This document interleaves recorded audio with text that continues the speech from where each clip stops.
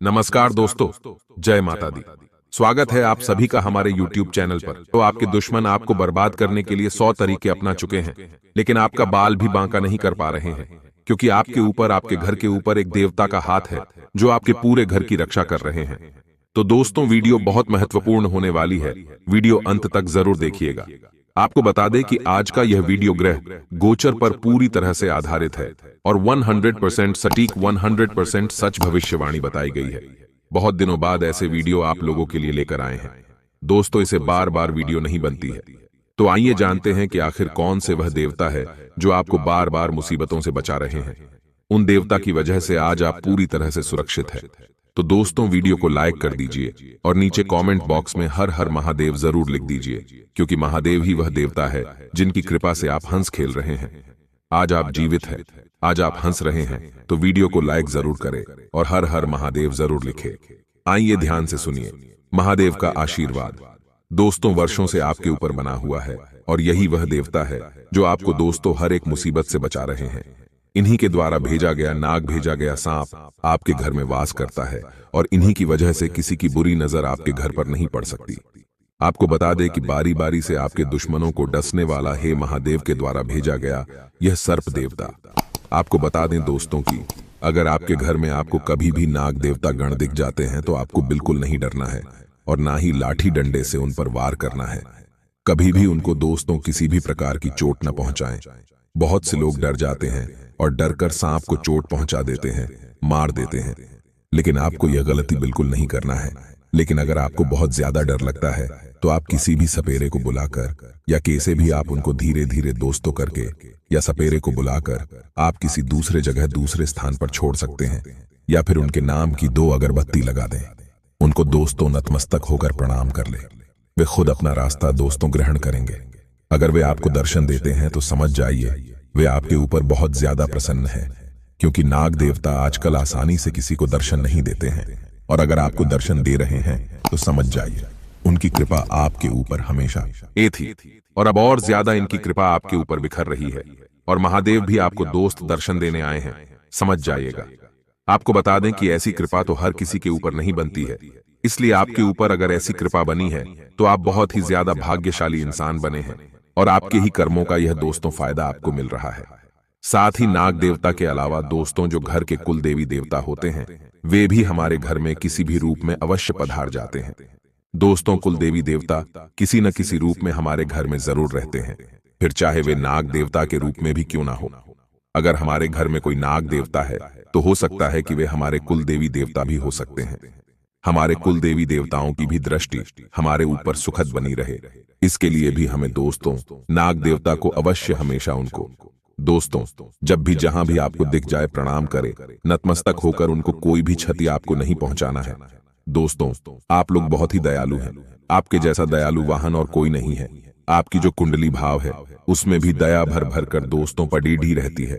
भले ही लोग आपका फायदा उठा लेते हैं, आपके प्यार को नहीं समझता है कोई भी, लेकिन भगवान सब जानता है कि आप कैसे हो। भगवान जानते हैं कि आप कितने अच्छे इंसान हो।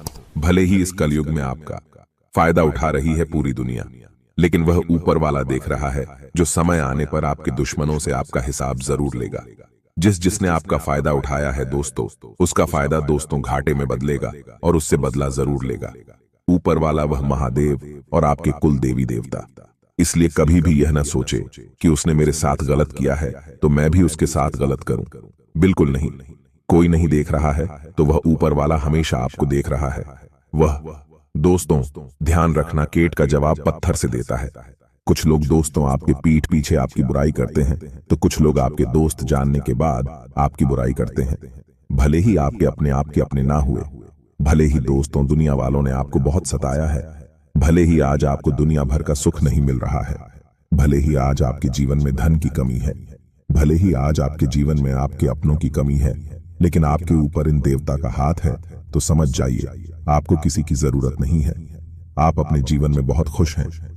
आने वाले समय में आपको आपकी हर एक आंसू का बदला लिया जाएगा और महादेव आपक हर एक चीज देने वाले हैं जिसके लिए आप तड़पे हो, जिसके लिए आप रोए हो, जिसके लिए आप गिड़गिड़ाए हो, जिसके लिए आपने मन मारा है।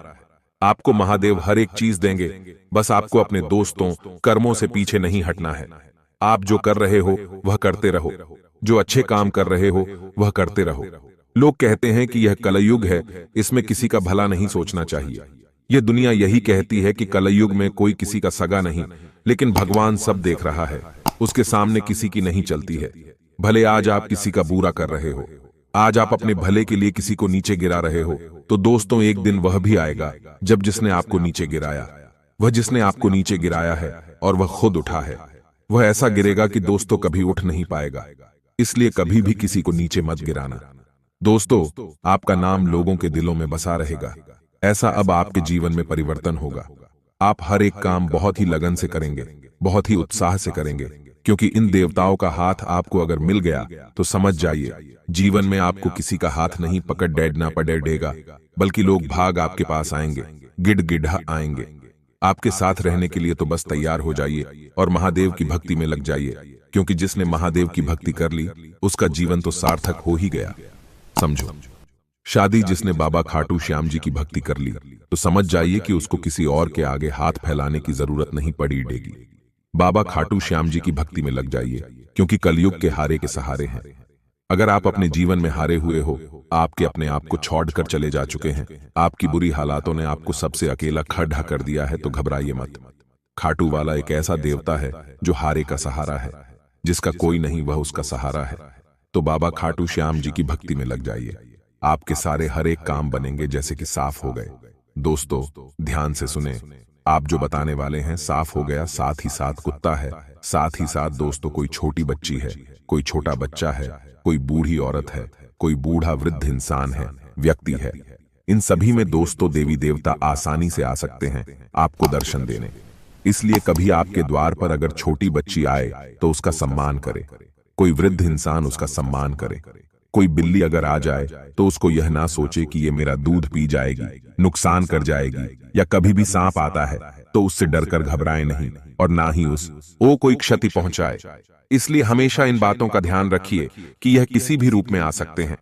देवता आपके घर के कुल देवी देवता भी आपको किसी भी रूप में दर्शन दे सकते हैं, और अगर इनके दर्शन आपको मिल गए तो समझ जाइए आपको जीवन में कभी भी रोना नहीं पड़ेगा। आपके जीवन का हर एक सुख आपको मिलेगा।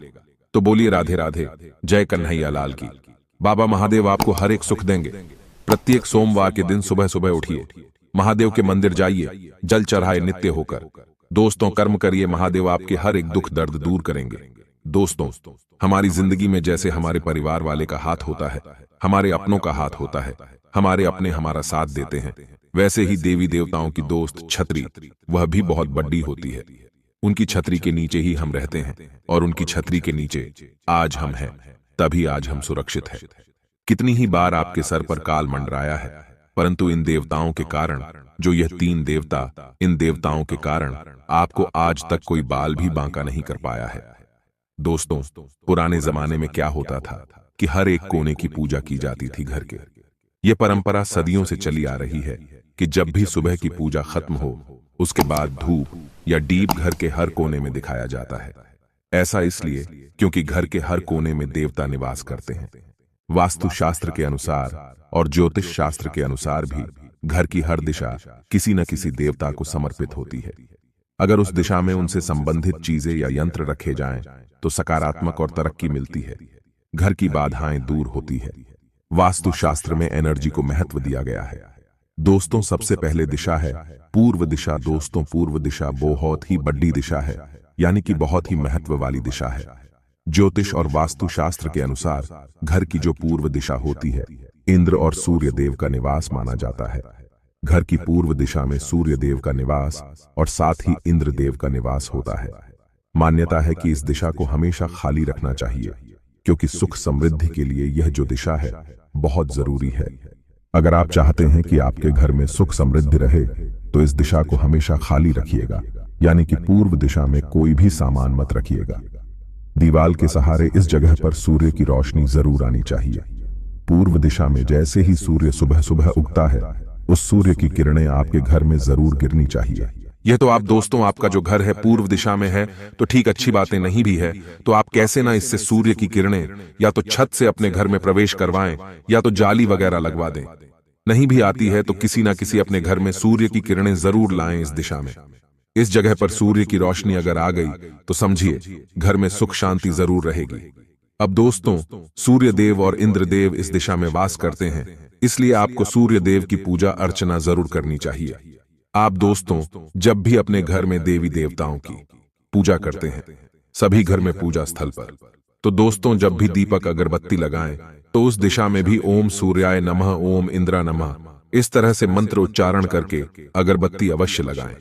इससे देवता खुश होंगे, प्रसन्न होंगे। और सूर्य देवता तो दोस्तों सुख समृद्धि के दाता है। आपके घर में कभी भी कलह नहीं होगा, लड़ाई झगड़े घर के सदस्यों के बीच में नहीं होंगे। घर की जो संतान है दोस्तों, वह भी बहुत अच्छी संगत में जाएगी। अगली दिशा है पश्चिम दिशा। दोस्तों पश्चिम दिशा यानी कि वरुण देव का निवास। दोस्तों इस पश्चिम दिशा में वरुण देव का निवास होता है। इस दिशा में बाथरूम या फिर किचन बनवाना सही रहता है। पश्चिम दिशा के जो स्वामी हैं शनि ग्रह होते हैं, इसलिए इस दिशा में आप लोगों को बाथरूम या किचन बनवाएं तो अच्छा रहेगा।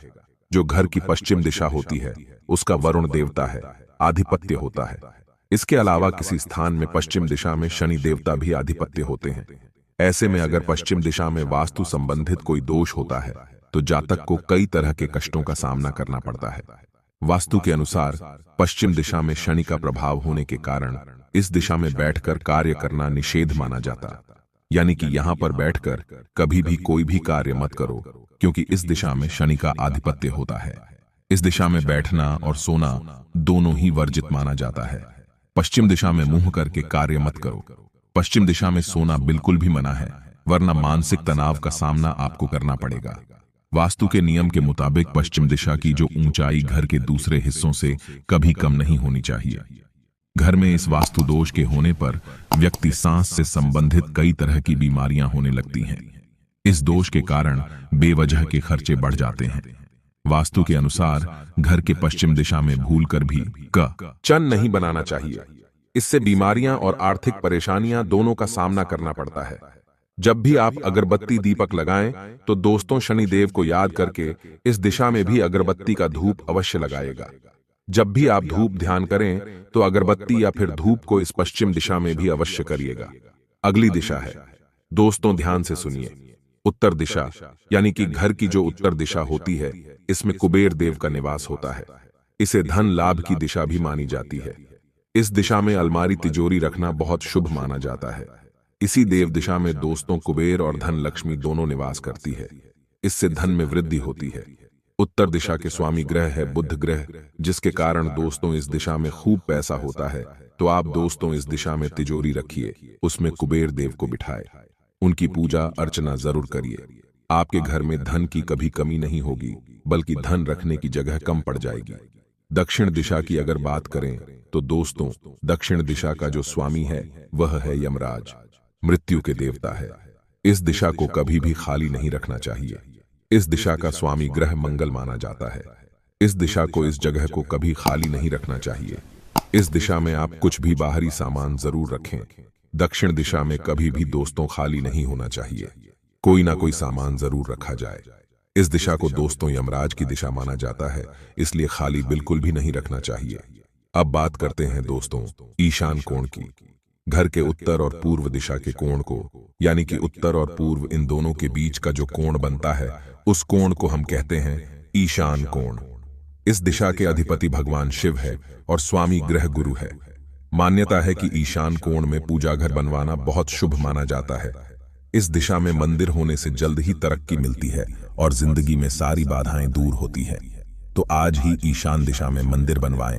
अन्यथा दोस्तों आप चाहे तो मंदिर नहीं बनवा सकते तो किसी भी देवता की उस दिशा में स्थापना कर दें, क्योंकि यह जो ईशान कोण है आपके घर को नई ऊंचाइयों पर ले जाएगा। लिखकर रख लेना वायव्य कोण दोस्तों। वायव्य कोण घर के पश्चिम उत्तर दिशा के कोण को वायव्य कोण कहते हैं। वायव्य कोण के देवता वायुदेव होते हैं। ज्योतिष के अनुसार वायव्य कोण में स्टोर रूम, बाथरूम आदि बनवाना चाहिए। चंद्रमा इस दिशा का स्वामी ग्रह है। तो दोस्तों आज के इस वीडियो से आपको सब कुछ समझ में आ गया होगा। आशा है यह वीडियो आपको पसंद आई होगी।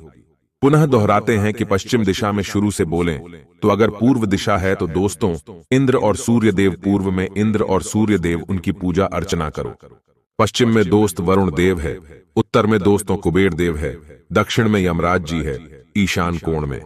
दोस्तों बहुत ही बढ़िया। सभी देवता वास करते हैं। शिव इनके अधिपति होते हैं, स्वामी ग्रह गुरु होते हैं। वायव्य कोण में दोस्तों वायुदेव निवास करते हैं।